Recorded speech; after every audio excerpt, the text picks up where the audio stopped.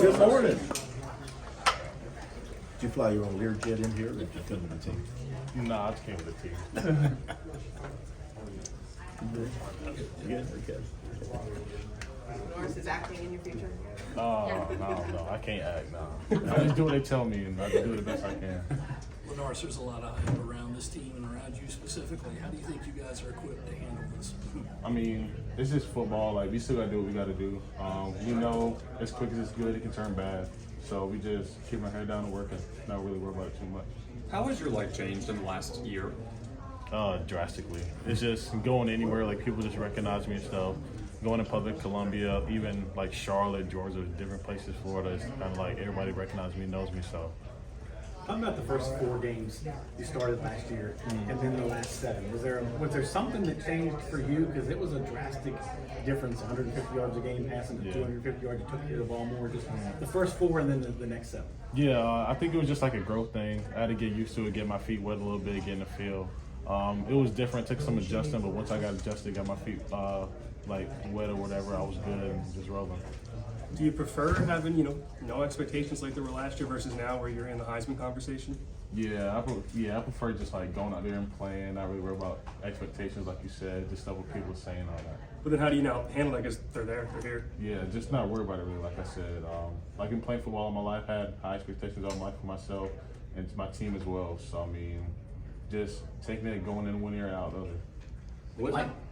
What type of drills and terminology has Mike Shula given you to make you a better pocket passer? Yeah, just some stuff that he had with NFL with Coach Eli Manning, Coach Cam Newton, those guys. So, I mean, just taking what he's had from them, bringing it to me just because he was a simple player with Cam Newton. And then, Eli Manning was a pocket passer himself, so whatever he taught him, he taught Cam. Whatever he taught Cam from Eli, he taught me. Like, what are those things? Can you give a couple Just examples? We do rapid fire, which is just like stand in one spot and throwing as fast as you can, making sure we hitching not under ourselves, but hitching up, forward, taking quick drops, sandpiper feet, stuff like that. We're always looking for places to get better. Where do you feel like you need to get better specifically? I know there were probably, 17 times where you put the ball on the ground, you lost 7 of them, but where do you want to get better specifically? Yeah, ball security, like you said, and then just being more anticipation, more throws, quicker feet, making quicker decisions, stuff like that, seeing the field better. Let's talk about being a pocket passer. Do they want you to run less and stay in the pocket more? Not really that, but just being able to do both, like on a consistent basis, I would say. Because I can throw the ball, I can run the ball. I guess just clean up the footwork. And cleaner footwork is better throws, better pocket work and stuff like that. But in your head, does that at all become confusing about hang in the pocket versus maybe last year you just took off and used your running abilities? Yeah, no, I'm trying to let it climb my mind too much. Just going there and playing. If I know if I can perfect both, it's like that'd be better. But just working to perfect one more than the other.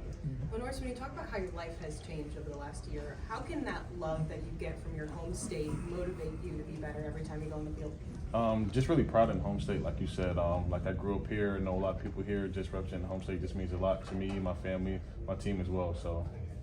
Is it a challenge for you to be a more vocal leader? Do you, like last year and the year before, you kind of were taking a lot in. Now you kind of got to lead some young guys, some new guys, some people that are coming in that haven't played as much as you have. Yeah, I won't say it's hard, but just because I knew most of the guys, well, like you said, the young guys, I would say it's more challenging just because you don't know them that well.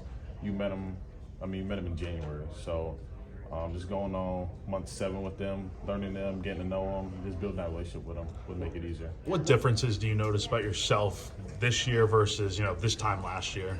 I'm a little more confident, like you said, like talking more with my teammates, stuff like that.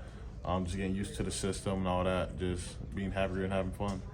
Do the coaches kind of encourage you to be more, a leader, or is it something you kind of just have noticed yourself kind of taking up? They pushed it more last year. This year they're just more chill about it, and it's just something that I've taken on from the last 2 years being in the system. What do you like from You said what kind of quarterback is DQ? DQ would call himself like a Lamar Jackson type quarterback. I wouldn't necessarily say that. I've seen him throw. It's not pretty. It's not what it used to be.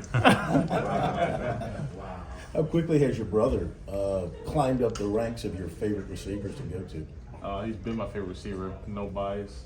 Actually, it's a lot of bias. But just growing up together with him, we already had that chemistry. He was already built. He had to get used to it, the spring ball, so it was a little bit slower for him, but as he's growing and coming along, he's adjusting. You grew up in this state. You knew the Clemson, South Carolina rivalry, but after you played the way you did against Clemson, what was the aftermath of that? The next week, the next month, the next 6 months? Yeah, just a lot of different people with a lot of different opinions. Seen a lot of Carolina people that was super happy. Seeing some Clemson people who were mad.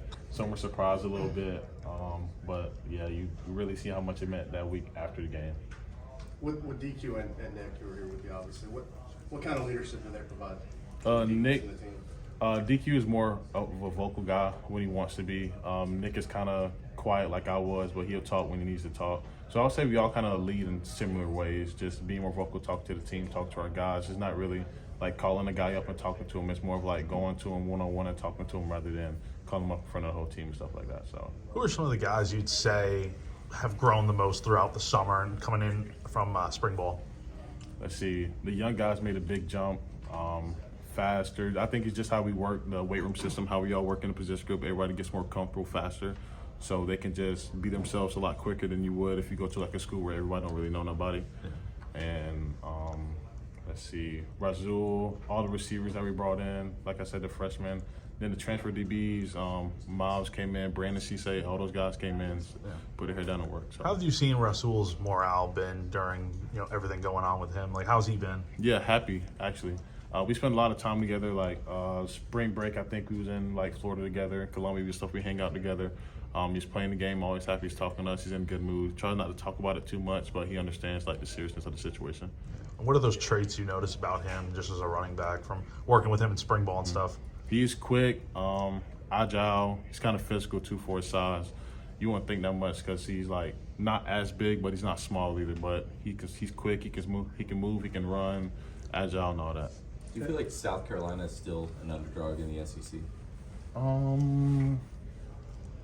Yeah, no. I just say that just because, I mean, SEC is no telling. Like every week is something different. Like a new team could win or lose. You got to go into a game with the same mindset every game. But then again, I just think that some people might not think that we can do it again, just like what we did last year. But we still got to play football. So. When you think about the close losses that you guys had, like how much do you think about that? Because you were 2 points against Alabama. Like how much do you think about how close you were to potentially playing for the SEC championship and going to the college football playoffs? You just realize how big 1 or 2 plays are in a game. It always comes down to 1 or 2 plays. In the SEC, it's 1 touchdown games, 3-point games. They're usually close, not a lot of blowouts. So 1 or 2 plays is what the biggest difference in the game. It looks like you and DQ both have some style. I see it right here represented. Who's the style leader on the team, though? I'm gonna give that to Razul though. He's right there, man. Okay, we can say DQ since you're here. All right, that's it for LaNorris. Thank you.